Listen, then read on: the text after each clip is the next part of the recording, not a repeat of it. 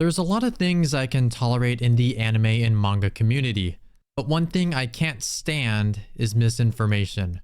And something I can't stand even more is when a community ends up accepting said misinformation as fact. You know, stuff like fans hearing that supposedly the original Cuckoo's Doan's Island episode looked the way that it does because they ran out of budget, or the last 2 episodes of Evangelion ending up weird because Gainax ran out of money, or Gunbuster going from a series in full color to having its final episode being in black and white because the budget ran thin. A lot of budget statements now that I think about it, because these issues are pretty easy to look at and make a statement like a show running out of budget because it looks off. I mean, it sure does sounds like it makes sense, but if the last few years has taught people anything, it's that these issues aren't as simple and straightforward as they seem. A while back, I released a video about a manga that was an adaptation of the motif novel from Yoshiyuki Tomino known as Beltorchica's Children. It was something akin to a first draft of a script from the film CHAR'S Counterattack, as Tomino stated, that was heavily criticized by the Gundam Film Committee. Because of this, continuous changes were made, like replacing the Nightingale to eventually what we know as the Sazabi, replacing Beltorchica with Chan, pretty much creating an entirely new character because the committee felt that Amuro shouldn't be a married man in the film and should instead remain a bachelor. Though the novel was released on February 20th in 1988, which was released almost a month earlier than the film CHAR'S Counterattack, it was never a novelization of the film. But here's the part where I, along with a lot of other people, got confused about. There is another set of novels with the name CHAR'S Counterattack attached to it. One that people believe is the true original blueprint for CHAR'S Counterattack instead of Beltorchica's Children, and they're dead wrong. I know what you're probably saying. That's a pretty bold claim. Look at Wikipedia or Fandom, they're very reliable sources. Well, I hate to tell you guys this, but maybe there's just that slight possibility of Wikipedia and Fandom being wrong. And look, I'm not trying to sound like a high and mighty authoritative figure. I know what it's like to hear that something I've always accepted to be true is actually wrong. But I also know what it's like to be aware of things that are confirmed to be true and see others spread misinformation that they accept to be true, which in the end masks what a community accepts to be true. When I decided that I wanted to make this video investigating these claims, I was worried that this video would be near impossible to make because it would be impossible to find multiple sources to back up my statements. But actually, it was the easiest part of making it. So for the purposes of this video, I'll list the sources I've used as well as leaving them in the description for you to read at your disposal in case you feel like I'm talking crazy. But I want to start this video off by relaying what the consensus seems to be about High Streamer, and that is, High Streamer released first, so therefore it's the original. Well, if you put High Streamer's first serialized chapter, CHAR'S Counterattack's theatrical debut, and Beltorchica's Children's Bunko release, then yeah, High Streamer, for all intents and purposes, did come out first. Not only that, but at a certain point when High Streamer had its first volume release at the end of 1987, it was given the title of Mobile Suit Gundam CHAR'S Counterattack. This was listed as the first volume, and this made fans believe that this was the original CHAR'S Counterattack. And the fact that the novel started before the film came out and its final volume came out days after the film released, to them, makes this feel like this was the true originator. Just because it is called CHAR'S Counterattack doesn't inherently tie these two together. If we're going to be technical, none of these 3 things were actually the original CHAR'S Counterattack. And the original might actually surprise you because it is... Yup. On March 12th of 1984, one of the earliest pieces of information we have at our disposal serves as Tomino's rough idea involving CHAR'S Counterattack. It has a few ideas and concepts that would be one of the first times the title gets mentioned. Some of these ideas include the time, setting, key characters, and even key concepts that did not end up being adopted by the time Zeta Gundam was broadcast. But the counterattack theme that Tomino was pushing for popped up as early as here. Later on in July of 1984, there was a proposal for a sequel to the original Mobile Suit Gundam series. In the opening of said proposal, Tomino talks about how the current generation of youth who watches anime has gotten used to stories that have cheery and optimistic punchlines. And in an attempt to tell a story about accepting reality as the way that it currently is, he created the idea of Char returning as the protagonist, fostering a new generation of new types to begin a new era. While things certainly changed between the time of this concept proposal and the broadcast of Zeta Gundam, it is still the OG CHAR'S Counterattack by a technicality. Not because of the contents of the story, but because of the name and only that. If you disagree, well, that's High Streamer for you. And while people can still make the argument that High Streamer's story does share similarities of CHAR'S Counterattack, it only becomes apparent in the later half of the story for a very specific reason. But to get to that point, I want to go over everything in order for this claim to make more sense to you. So first off, let's go to the mid-late portions of 1986 when Double Zeta was continuing its broadcast.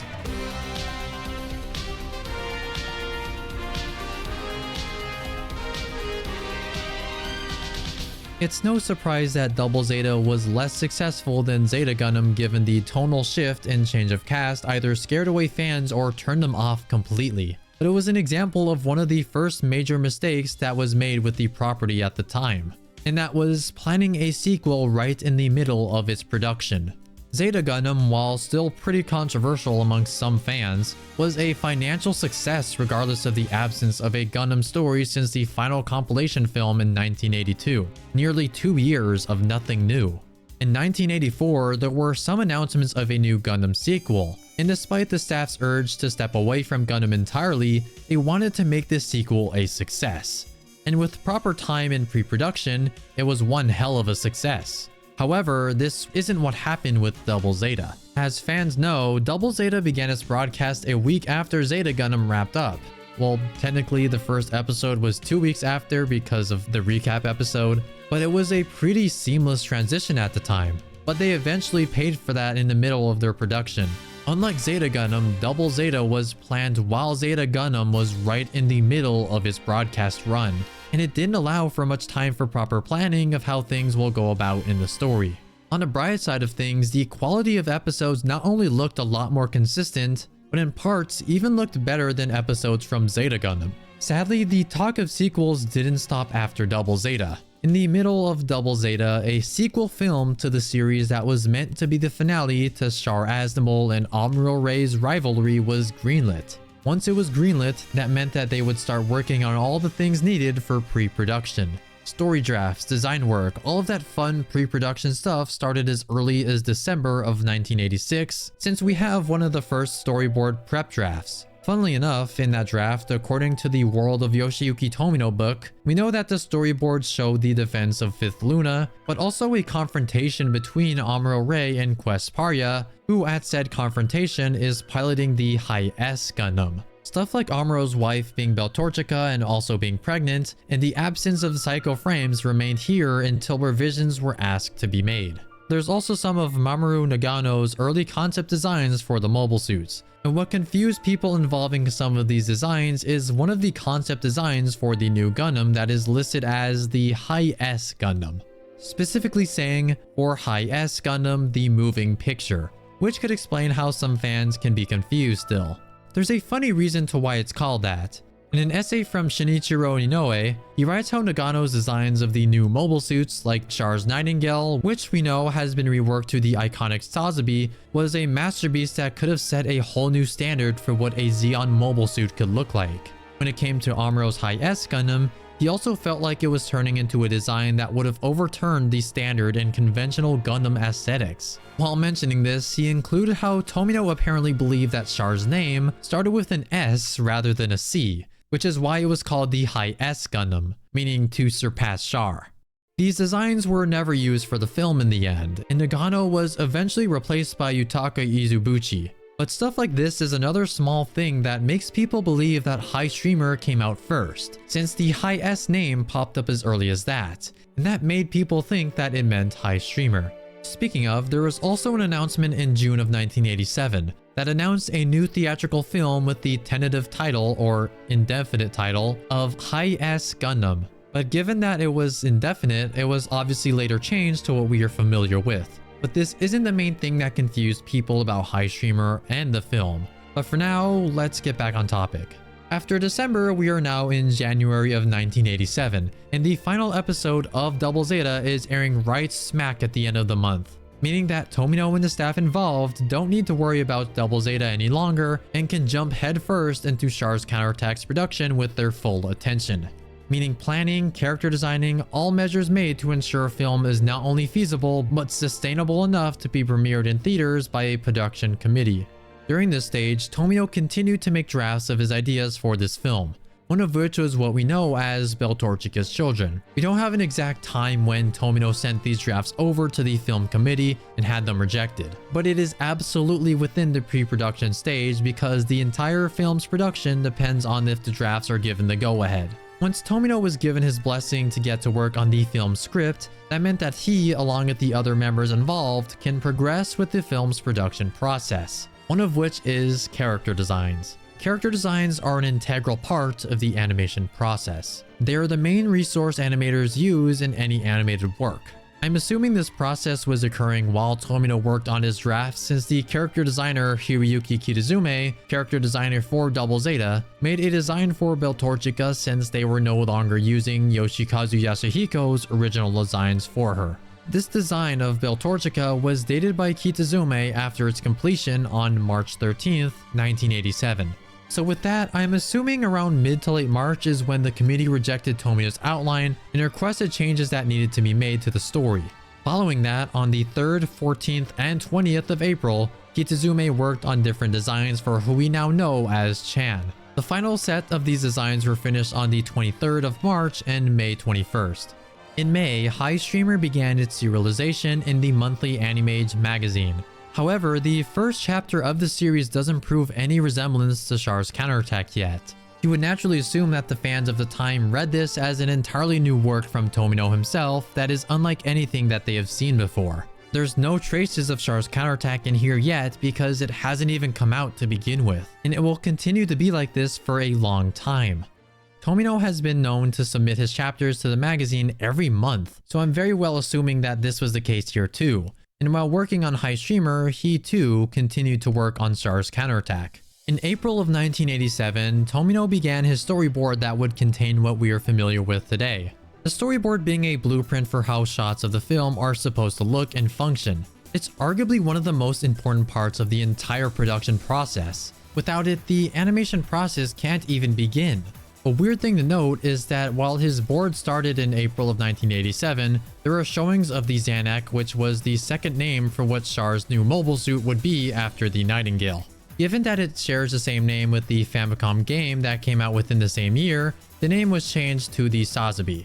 There's two other dates for the storyboard drafts, with draft 1 on August 18th of 87, and after some time, Tomino completed the second draft of the storyboard on the 5th of September of the same year. In the very bottom of the page, he apologized to the production staff as well as the animators for the delay after completing the board. This leaves only 5 months left for animation, dubbing, and whatever else is needed, which sadly gets into the not so great parts of CHAR'S Counterattack. Not so many people know this, but CHAR'S Counterattack, while being one of the prettiest movies of 1988, was also a film that unfortunately suffered during the most important stages of its production. According to Tomino himself, in the first 4 months, not a single cut of animation for the film was finished. He expressed that not much was done, and that caused the workload to become much larger for the staff involved. And speaking of the team involved, there's a lot of talent on board the team that certainly deserves some praise. Mitsuo Iso, an animator who has worked on several Gundam works and continued to work on other popular works like Neon Genesis Evangelion and Ghost in the Shell, took on the role as an animator and an animation director, though he was credited as Mikio Odogawa. Yoshinobu Inano, who was a pretty well-regarded animator at the time, also appeared as an animation director who has worked in a huge variety of critically acclaimed works in and out of Japan. From Space Runaway Ideon, Aura Battler Dunbine, Neo Heroic Fantasia Arion, and even the original Transformers movie. Hiroyuki Kitazume, who I've already mentioned, was the character designer for CHAR'S Counterattack as well as Double Zeta. He also appeared as an animation director. The other four, Shinichiro Minami, Hidetoshi Yomori, Takatsuna Semba, and Kurosaka Yamada, were also credited as being animation directors. By the way, if you're unclear of what an animation director is, think of an animation director as someone who keeps an eye on how a piece of animation looks. If it doesn't match their particular style or resemble the character design sheets, they correct over the drawings or layouts in whatever way they see fit. This can help a film stay pretty consistent, and CHAR'S Counterattack does look pretty consistent. This isn't always a good thing though. If a movie has corrections across the board, it can look generally pretty boring and bland. And if there's not too many corrections, it can make a particular animator's work stand out. It really depends on the approach, but both approaches can turn out fantastic or boring. But for CHAR'S Counterattack, the several animation directors made the film look consistent and very pleasing to look at. But again, the number of animation directors for the film is quite a lot, especially for its time. In regards to how more mainstream and recent anime productions compare, Jujutsu Kaisen 0 had 4 chief animation directors, who are in charge of the 18 animation directors and 5 assistants, which goes to show how rushed and hectic that film's production is.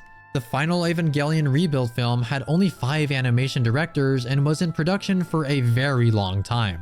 Or it could be like a recent film known as Look Back that had only 1 animation director, but was not even an hour's length, and the animation director was also responsible for character designs and almost half of the film's animation. However, the reason why there were 7 animation directors for this film specifically is due to how they couldn't bring in Yoshikazu Yasuhiko, one of the key members who made the first Gundam series success possible. He was a powerhouse of an animator, and Tomino felt like since Gundam's beginnings, there has not been a single animation director who could compare to him. All of those animation directors I listed are pretty talented, and they were supposed to match the quality of one guy.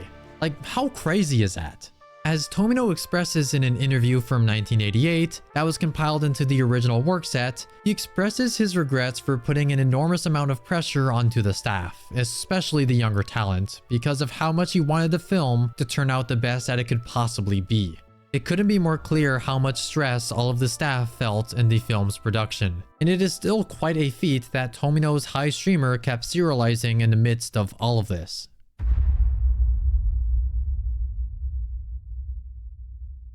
Moving towards the near end of the film's production, we are now in February 20th of 1988. And what released was not the second novel of High Streamer, but a novel titled Mobile Suit Gundam CHAR'S Counterattack, Beltorchica's Children. And 9 days after that, on the 29th of February, yes, it was a leap day, the second volume of High Streamer released. So that meant that within the same month, 2 entirely different publishers released novels that shared the same title of the film that the average fan has no idea which one to even regard as a novelization of the film. And if that wasn't enough confusion, Beltorchica's Children, being referred to by Tomino as a motif novel, made discussions about these two's right to exist a lot more complicated. Another part of the puzzle that confuses people is how certain reprints that had updated artwork also saw fit to revert the title back but stylized as High Streamer. But in 2009, they ended up reprinting the older versions from Animage with CHAR'S Counterattack in the title. So now that I'm finally at this point, I still think there might be some people confused, so I think it's time for me to put this shit to bed. In the afterword of Beltorchica's Children that Tomino wrote in November 5th of 1987, he opened it by saying, "If this movie is considered the main story, this book might be positioned as a motif novel, something not inherently destined for publication. Additionally, I am offering a novelization of CHAR'S Counterattack under another publisher during this period, one that is directly based on the movie's story." Did you catch that? One that is directly based on the movie's story. If you don't believe me, in the afterword of the final volume of High Streamer, Tomino stated that he had a desire to make High Streamer as a long, continuous story that could break away from Gundam, being a story that could be made as long as he wanted without the fear of corporate intervention, an independent project that was made with the desire to break away from the Gundam name. This attempt had not stopped with High Streamer. It happened with Gaia Gear, another series that fans believe to have relation to these novels, but just like High Streamer, Tomino ended up failing in doing so. While starting out as something completely different, High Streamer within the later part of the series began to see parts of, and eventually many parts of CHAR'S Counterattack within it. So if anything, High Streamer ended up being an adaptation of CHAR'S Counterattack. As I'm writing the end of this script, the more I'm worried about the fact that there will absolutely be people who will finish this video and just use the nuh-uh card. And as I first thought of writing this video, I knew that this battle would be a losing one given that I'm not an authoritative figure. I don't have a large audience or following. I'm just one person who has done research, took time to make a video, and childishly hoped to inform and correct people about the abundant amount of misinformation about these three different things. I already know that this video will be one voice screaming into the void about an issue that some might view as trivial, but even so, I decided to make this video in the hopes that people would understand what Tomino wanted to do with each of these works. I certainly don't want you to hate any of these works, by the way. I'm just trying to tell you why things turn out the way that they did, and to be completely fair, I enjoyed each of these three different works despite the messy histories they all have. But before ending things off, I really want to thank Deacon Blues from Zeonic Scanlations, who has spent over 20 years translating novels, interviews, and manga from the Gundam sphere on his site, Zeonic Republic. Without his help, whether it was proofreading the script or translating several of the sources that were used for this video would not exist. And I would have still ended up believing the same thing that so many people who were unfortunately misinformed still believe.